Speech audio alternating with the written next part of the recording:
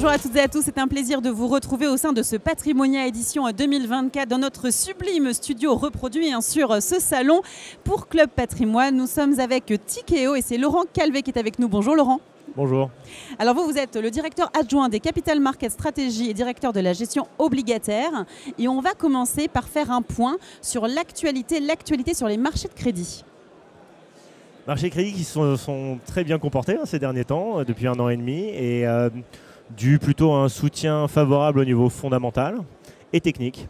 Alors fondamental, on vient d'avoir la publication des résultats du deuxième trimestre, des marges qui se sont bien soutenues avec les prix de l'énergie qui ont baissé, contrebalancés par la hausse des salaires, une consommation qui baisse mais qui ne s'effondre pas non plus. On a des poches de faiblesse sur des secteurs en difficulté depuis plusieurs trimestres, comme la construction ou la chimie. Et là, on a vu ça au deuxième trimestre avec l'automobile et l'emballage. Mais sinon, globalement, des résultats mieux qu'attendus. Des couvertures de taux d'intérêt en baisse, mais à des niveaux historiquement bien, des niveaux d'endettement soutenables. Et un marché du refinancement qui a été très actif depuis le début de l'année, et donc des entreprises qui ont réussi à repousser ce mur de la dette qui faisait peur à tout le monde en 2025-2026, en 2027-2028, et donc des taux de défaut qui sont attendus plutôt stables, voire légèrement en baisse. Donc ça, fondamentalement, très bien. Et techniquement aussi, énormément d'argent qui est venu investir sur les marchés, à un moment où la taille du marché s'est réduite, qui a soutenu les prix en secondaire, et avec la baisse des taux qui a été amorcée, ça devrait continuer, et on attend probablement notamment des fonds monétaires aussi. Très bien, merci pour toutes ces explications sur le contexte du marché de crédit, et au vu aussi du contexte politique, on a un retour des problématiques de soutenabilité des États, de la dette des États, pardon. Comment donc financer ces déficits et qu'est-ce que cela engendre sur le rendement précisément ? Alors là, on va plutôt répondre au niveau des taux d'intérêt globalement. Là, j'ai l'impression qu'on se retrouve un petit peu dans la même configuration qu'au début de cette année. C'est-à-dire qu'il y a pas mal d'euphorie sur l'anticipation de baisse de taux. Souvenez-vous, au début de l'année, c'était 7 baisses de taux anticipées. Alors après, on est revenu un peu plus raisonnablement vers les 3. Et là, la Réserve fédérale a fait 50 points de base. Joli numéro d'équilibriste au passage. Et on anticipe 3 coupes encore d'ici la fin de l'année et 200 points de base d'ici 1 an. Et globalement, ce genre de coupe de taux, de régime de coupe de taux n'a été mis en place a précédé une récession de 3-4 mois. On l'a vu en 2001, on l'a vu en 2007. Or, les données macro, certes, ralentissent, mais ne font pas état d'un effondrement. Donc on pourrait avoir une déception et donc un peu de volatilité sur les taux. Ça, c'est plutôt pour les taux courts. Et les taux longs qui rejoignent votre question, effectivement, on les trouve aussi assez bas. Et on pourrait avoir de la volatilité et une surprise un peu à la hausse sur ces taux longs, fondamentalement pour la reconstitution d'une prime de terme avec toutes les incertitudes géopolitiques qu'on a encore aujourd'hui. Et techniquement, par l'émission de bons du Trésor qui devrait être assez importante, que ce soit aux États-Unis ou en Europe.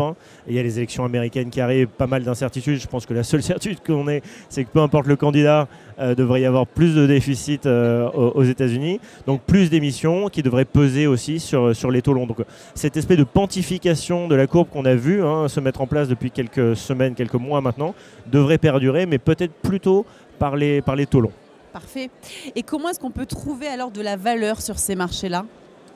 Alors, dans la continuité de cette volatilité peut-être à attendre sur les taux d'intérêt, nous, on privilégierait plutôt un investissement sur la partie courte de la courbe, donc tout ce qui est short duration. Ouais. Ensuite, ce qui est bien dans le régime de taux actuel, c'est qu'on a quand même pas besoin de descendre très bas dans l'échelle de notation pour avoir un rendement attractif. Je rappelle quand même que le rendement du high yield au rendement aujourd'hui est encore autour de 6%. Ça reste un point haut historique hors Covid et hors période depuis fin 2022 jusqu'à aujourd'hui. Donc on peut aller dans des entreprises de qualité, avoir des rendements de 5-6%. On pourrait aussi descendre un peu plus bas dans l'échelle de notation sans s'aventurer dans les crédits trop compliqués non plus, parce qu'effectivement, il y a eu tous les accidents qu'on a eu depuis 1 an ont été dans cette catégorie. Je pense au triple C notamment. On peut citer Altis, Ardagh, SFR, Atos, Casino, tout ça. Mais on peut avoir des émetteurs de qualité à 7-8% dans ce panier de notation-là. Et puis après, vous nous connaissez, on est des fans de notre plus forte conviction, ça restera les financières, les subordonnées financières. Et donc ça, toujours au niveau fondamental et en valeur, reste peut-être le meilleur endroit du crédit européen aujourd'hui. Alors très rapidement, pour conclure, ça se traduit comment en termes de produits chez Tikehau? Si on peut en citer quelques-uns. Alors on a Tikehau European High Yield qui est un peu notre vitrine, ce qu'on sait faire de mieux en termes de sélection de valeur dans l'univers du haut rendement, dans l'univers du crédit d'ailleurs plus globalement, du haut rendement, de l'investment grade, des financières, subordonnées, seniors.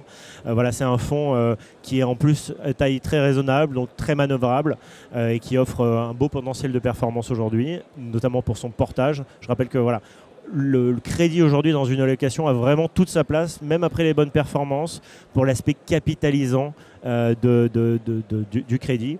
Donc le Tikehau European High Yield, on peut avoir la version datée qui est le Tikehau 2027, qui présente aussi encore, malgré une duration, une sensibilité au taux court, un rendement attractif. On peut penser aussi au Tikehau subordonné financière qui est un peu plus niche, mais ça qui est notre fonds qui encapsule toute notre sélection et notre conviction sur les financières et les subordonnées financières.